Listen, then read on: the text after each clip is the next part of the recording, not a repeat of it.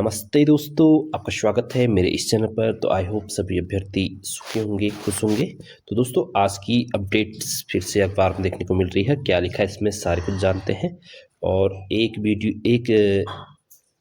Vacancy के लिए यानी कि एक पोस्ट के लिए कितने अभ्यर्थी यहाँ पर देखने को मिल सकते हैं और कहाँ पर आपको काउंसलिंग करनी चाहिए। थोड़ी चीज़ें इस बात हो इस जिससे कि कम से कम कट ऑफ पर आपका सिलेक्शन हो जाए, इस पर बात करेंगे इस वीडियो में। पहले इसको जानते हैं और आगे फिर समझेंगे। उससे पहले दोस्तों, आपसे निवेदन है, चैनल पहली बार आएंगे किसी भी लेटेस्ट नई अपडेट जानकारी के लिए प्लीज़ चैनल को लाइक, शेयर एंड सब्सक्राइब अवश्य कर दीजिएगा। तो स्टार्ट करते हैं दोस्तों। शिक्षक भर्ती 1670 पदों के लिए 61,861 आवेदन प्राप्त। आवेदनों की स्क्रूटनी की जा रही है और इसके बाद मेरिट लिस्ट और तैयार कर विभाग की वेबसाइट पर अपलोड की जाएगी। अंतिम चयन परिणाम जनपद स्तर पर रिक्त पदों के अनुसार घोषित किया जाएगा। डॉक्टर धन सिंह रावत सभी 11 जनपदों के लिए जिला शिक्षा अधिकारियों के निर्देश दिए हैं कि भर्ती प्रक्रिया पारदर्शिता के माध्यम से तय सीमा के भीतर संपन्न की जाए। चयनित अभ्यर्थियों की शीघ्र नियुक्ति सुनिश्चित की जाए। उन्होंने बताया कि उत्तराखंड में प्राथमिक शिक्षक भर्ती के कुल 1670 पदों पर 61,861 प्राप्त हुए हैं और शीघ्र ही चयन परिणाम जारी करने की नियुक्ति प्रक्रिया पूरी की जाएगी। उत्तराखंड शिक्षा विभाग ने बेसिक शिक्षकों की भर्ती प्रक्रिया में तेजी लाने का निर्णय लिया है। विद्यालय शिक्षा मंत्री धन सिंह रावत ने निर्देशानुसार 1670 रिक्त पदों के लिए विभिन्न जनपदों से कुल 61,861 आवेदन प्राप्त हुए हैं। विभागीय अधिकारी ने बताया कि फिर ये चीज़ें यहीं से जो मैंने हमने पढ़ दी है। तो ये हैं जनपदीय आंकड़े। पौड़ी में 230 पोस्ट हैं और 6,600 आवेदन। चमोली में 162 पदों के लिए 6,040 आवेदन हैं।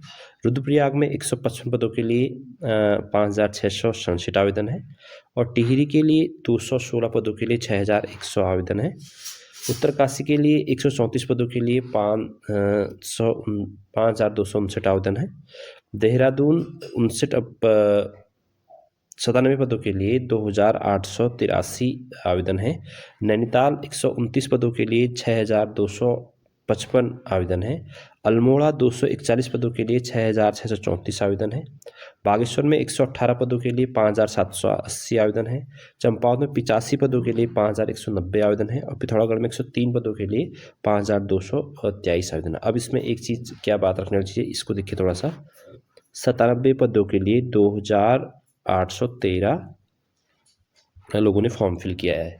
अब इसको तो इस फैक्ट को समझते थोड़ा।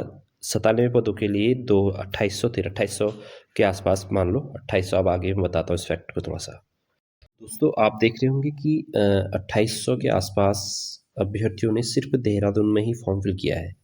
तो सीधी सी बात है, क्योंकि वहाँ पर आप यहाँ पर पोस्ट देख लीजिए, वहाँ पर सिर्फ एससी और पीएच के लिए पोस्ट हैं 97।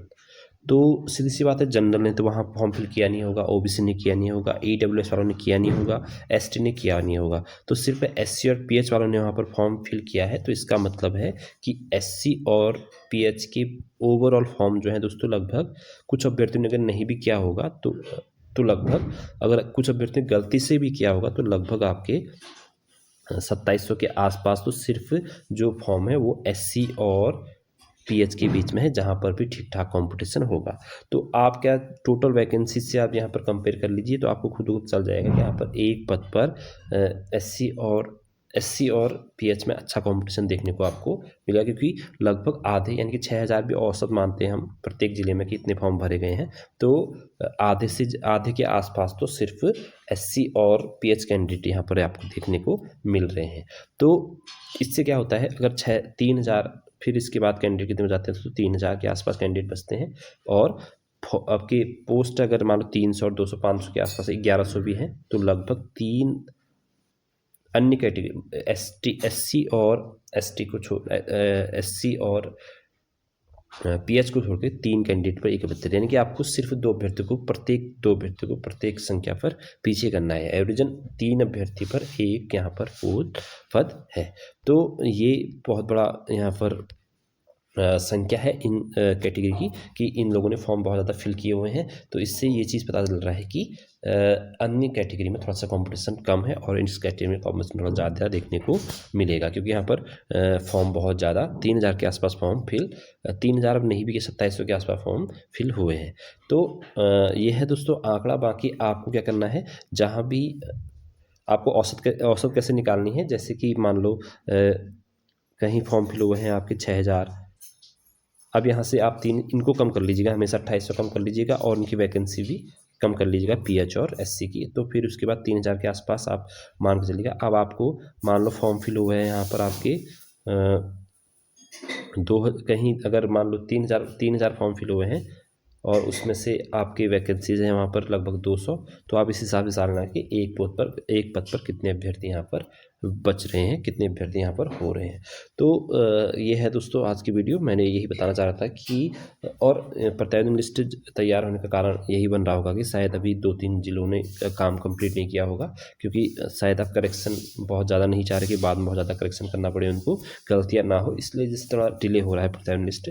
और जैसे ही प्रतिवेदन उनका डाटा कंप्लीट हो जाएगा और सीधे उनका क्या हो जाएगा दोस्तों, सीधे वो 1 दिन में या 1 मिनट में वहाँ पर साइट पर डाल देंगे और डालना बड़ा आसान है।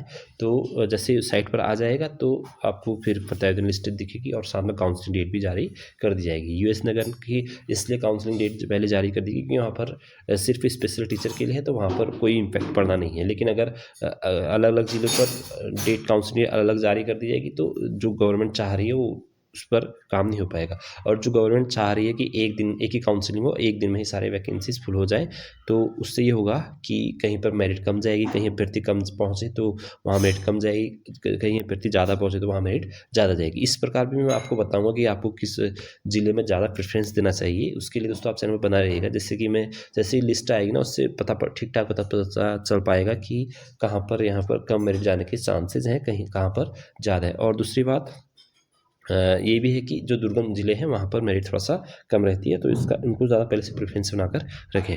और ये है दोस्तों आज की वीडियो। अब ज़्यादा क्या कहें इसमें, जैसे ही प्रतिवेदन लिस्ट आएगी एक बार फिर से अच्छे से जानेंगे, बाकी पोल भी करेंगे दोस्तों। लगभग 1500 तो टेलीग्राम चैनल पर है, 1500 अभ्यर्थी वो लोग अगर पिछले बार जब वोटिंग हुई थी तो लगभग 1500 का डेटा प्राप्त हुआ था। इस बार भी वोट करेंगे कौन से अभ्यर्थी कहाँ जा रहे हैं, उससे पता चलेगा कि कहाँ किस जिले में कम अभ्यर्थी जाते हैं, औसतन कम अभ्यर्थी कहाँ जा रहे हैं, ये भी जांचेंगे। इससे वोटिंग से पता करेंगे। इसलिए आप नीचे डिस्क्रिप्शन में टेलीग्राम चैनल उससे ज्वाइन करके जैसे ही प्रतिवेदन लिस्ट आएगी तो हम सीधे वहाँ पर पोल कर देंगे कि कौन सा अभ्यर्थी किस पर कहाँ जिले में जाना चाह रहा है। तो उससे आपको एक छोटा मोटा डाटा लगभग 25% 30% का पता चल जाएगा कि ज़्यादा अभ्यर्थियों की संख्या कहाँ बढ़ रही है। तो दोस्तों ये थी वीडियो। और कम गुणांक वालों का भी बहुत अच्छा चांस है इस भर्ती में। ऐसा कुछ नहीं है कि कम गुणांक वाला 65, जो मैं कह रहा था कि जनरल 75 76 78, तो कहीं हो सकता है 75 जाए, कहीं 80 जाए, कहीं 72 जाए, 73, ऐसा भी हो सकता है। एससी में भी वहीं कहीं 74 जाए, 72 जाए, कहीं 68 में आ जाए, कहीं 65 में, ऐसा भी आप संभावना बन रही है अगर एक ही डेट पर अलग जिलों पर काउंसलिंग होती है। तो दोस्तों फिर मिलते हैं नेक्स्ट अपडेट के साथ, नई वीडियो के साथ। चैनल पहली बार आएंगे तो प्लीज़ चैनल को लाइक से सब्सक्राइब अवश्य कर देना। धन्यवाद आपका।